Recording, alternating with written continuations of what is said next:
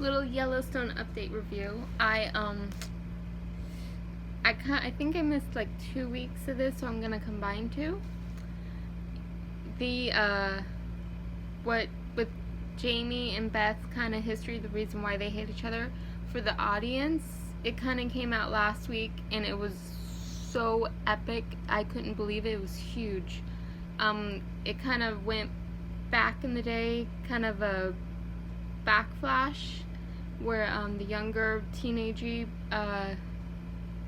Jamie and Beth, and it turns out Rip and Beth were kind of always like together even as children, and Beth actually ended up getting pregnant, and she's a young 15, 16-year-old girl, and she goes to Jamie, her older brother, and he helps her, but takes her to the abortion clinic, and he knows, like, the lady on the phone and in person told him, don't have an abortion here, go to Billings.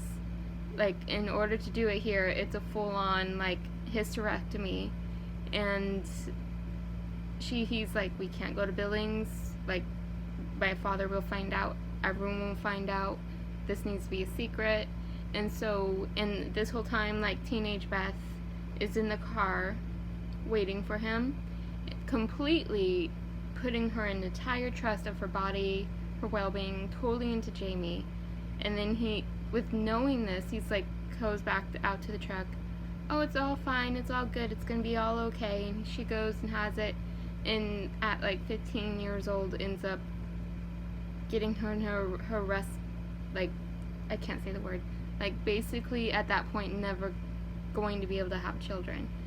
And that kinda that's the big reveal of why Jamie and Beth has such a toxic relationship, which, as a woman, hands down, Jamie's an asshole. Totally taking Beth's sides on this one. And Rip was only in one scene in the very beginning of the episode with some assholes on the field on the other side of the fence where the Yellowstone State Park is, and they're like trying to get bison away, and that was the only scene that he was on, so he doesn't know yet. And at the very end of this previous episode, Beth finally tells John, and John basically goes to Jamie and almost kicks his ass, but Casey gets in the way, and John's like, oh, now there's never going to be another generation because Casey's not having another kid, and you're not bloody having kids, and like his only one grandson, Casey's son, can't do this all by himself. So in a way, it's like, it kind of seems like that's the only thing he gives a damn about, not the fact that, like, that option just totally got taken away from Beth. But at first he was like, how the hell do you take this away from your sister? That's, what the hell? And he was like about ready to jump him, and then Casey gets involved. John has to walk away, and like Jamie ends up punching a hole in like the glass, and at this point Casey doesn't know what's going on, and I feel like if he does find out, or when he finds out, he should take that side. I think when everybody starts to find out, that is going to be huge, and Jamie should be like getting pushed out. My opinion. That's just my opinion. And the girl who Jamie knocked up still hasn't came back for the new season.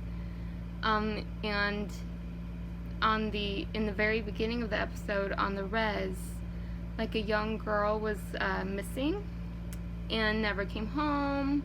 Her mom went into her room one morning and found her bed completely not slept in anything, so she calls around, then ends up calling the police because it's been a whole day, and a whole search party comes looking for her, and they end up finding her dead body.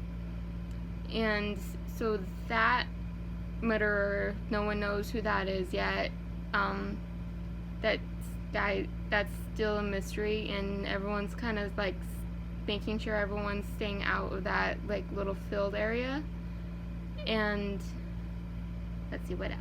And then Jamie ends up being like the outskirts, which is good. And Casey and Monica kind of has a little moment in the tub, and Monica's gonna make this her problem and gonna help the mayor of the Indian reservation, like the big boss guy.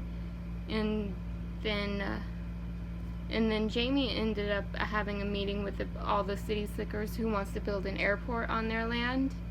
And they were like, I could kind of see in his eyes he's gonna get that number and wants it. And then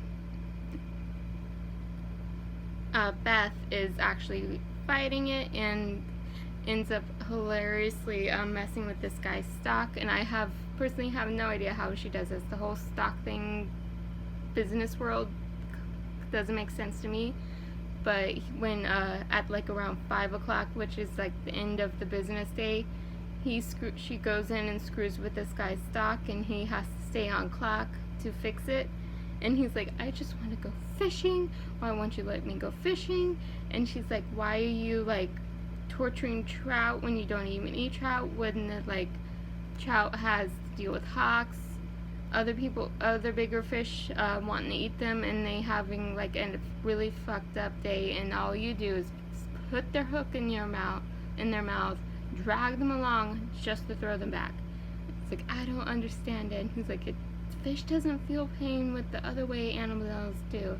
She's like, what kind of effing pescatarian told you that? And that's why I screw with your stock. It's a hilarious moment, and it was phenomenal. I love Beth to death. She's such a badass, and her character is only getting stronger and stronger throughout the seasons. And if you're not watching Yellowstone, watch it. It's just getting more and more and more and more epic. Watch one episode, you'll get hooked, but you have to watch it from the beginning. And there is 3 seasons in, and now I believe only 1 or 2 episodes left, so start watching Yellowstone. See you next Sunday. Bye!